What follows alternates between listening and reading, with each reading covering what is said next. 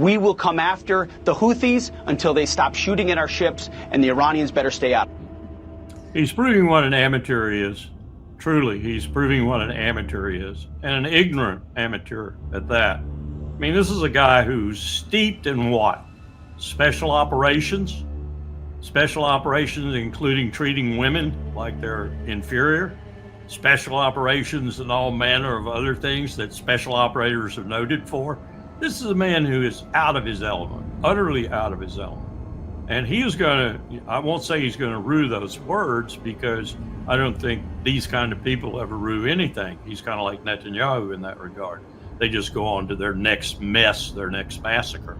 You're going to have them on your back from now until the time, as they have said very explicitly, and as they recently demonstrated, there's a ceasefire and the Israelis quit killing Gazans.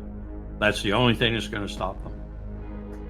So why are we starting to kill them again? Is it all about Iran? No, it's because the military-industrial complex in America, and think about Israel and their resumption and Trump's approval of that resumption of the killing in Gaza, because they go together. The military-industrial complex needs $50 billion a year to feed its maw. It needs that money to keep its shareholders happy and to keep things running like smoother. That's what we've become. We've become a state that more or less has to be at some kind of war. We are a perpetual war state. We are a perpetual war state. As usual, we're going to rain fire down on Iran. Well, I got news for you, Donald.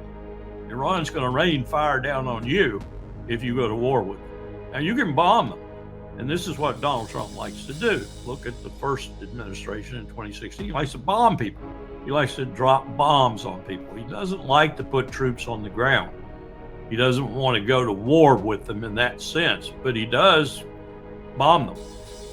If he tries that with Iran, he's going to find out how ineffective it is. He's going to find out ultimately how ineffective it is. And they're going to make a decision, which they're only maybe a week or two away from making a bomb, to make a bomb. And then we're going to have a real kettle of fish to fry.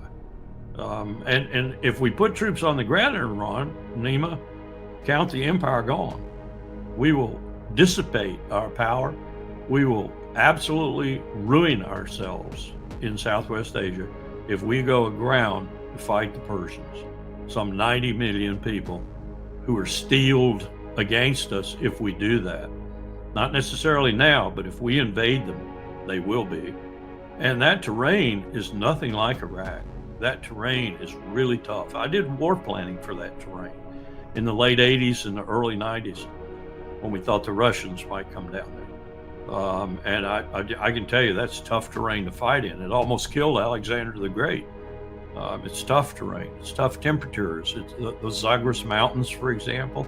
Going through those mountains and with armored columns and so forth, you could lose an entire armored division to just a few guerrillas if you didn't know what you were doing in those mountains. Think of Italy and Greece and the Nazis having to bail them out in World War II when they got all messed up in those mountains. It's really not terrain conducive to American style of war like Iraq was, desert basically. So we'd lose, and it would be a real wake-up call for the empire, but wake up